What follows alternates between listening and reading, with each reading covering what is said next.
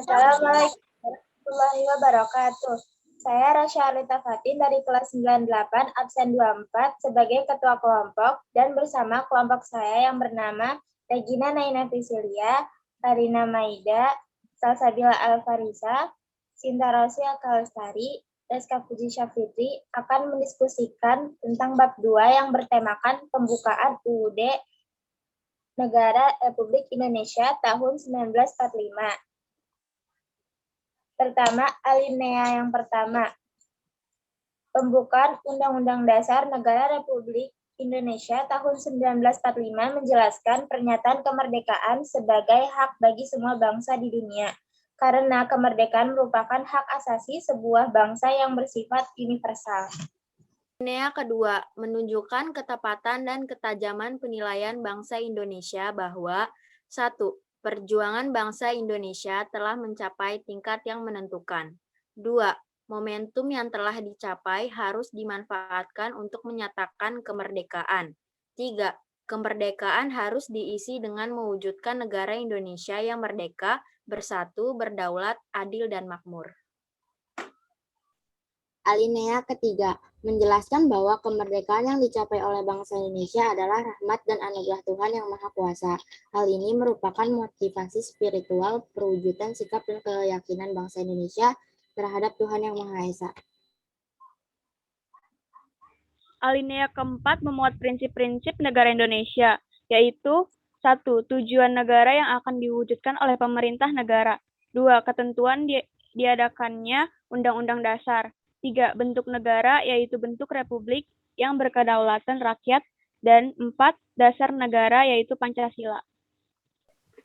Pokok pikiran pembukaan Undang-Undang Dasar Negara Republik Indonesia tahun 1945.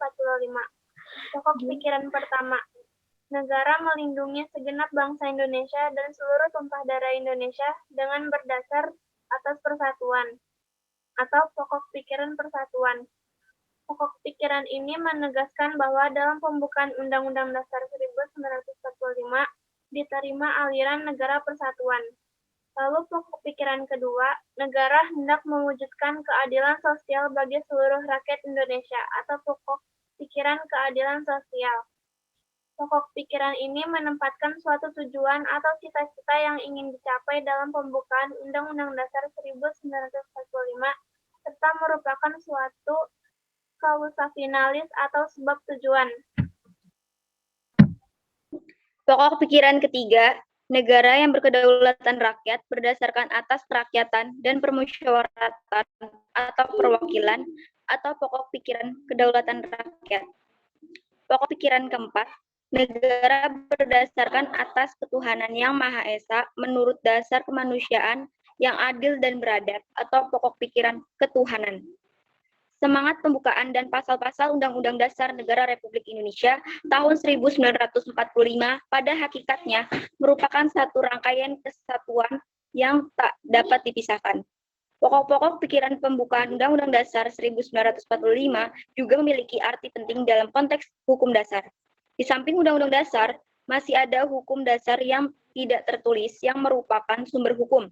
Aturan dasar tersebut disebut konvensi atau pelengkap Undang-Undang Dasar. Sikap positif pokok pikiran dalam pembukaan Undang-Undang Dasar 1945. Dasar falsafah bangsa telah tumbuh berabad-abad dalam kalbu sejarah, mempertahankan pokok pikiran dan mewujudkannya. Itu saja yang dapat kami sampaikan pada diskusi kali ini. Kurang lebihnya mohon maaf. Wassalamualaikum warahmatullahi wabarakatuh.